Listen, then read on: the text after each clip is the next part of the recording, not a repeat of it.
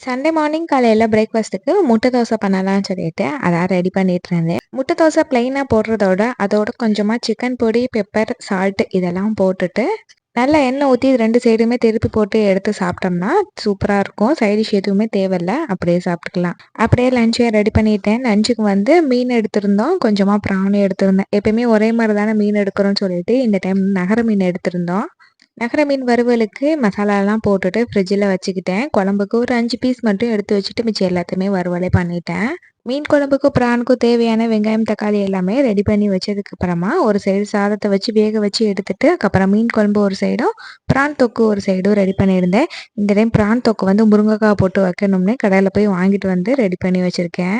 ஃபைனலாக எல்லாத்தையுமே ரெடி பண்ணதுக்கு அப்புறமா மீனையுமே பொரிச்சு எடுத்தாச்சு. ப்ரான் தொக்கும் சூப்பராக டேஸ்ட்டாக வந்து ரெடி ஆயிடுச்சு. முருங்கைக்காய் வந்து அவ்வளோ டேஸ்ட்டாக இருக்கும் இதில் போட்டு வச்சுருந்தது. வீடியோ பிடிச்சா லைக் பண்ணி சப்ஸ்கிரைப் பண்ணுங்கள். நாளைக்கு பார்க்கலாம்.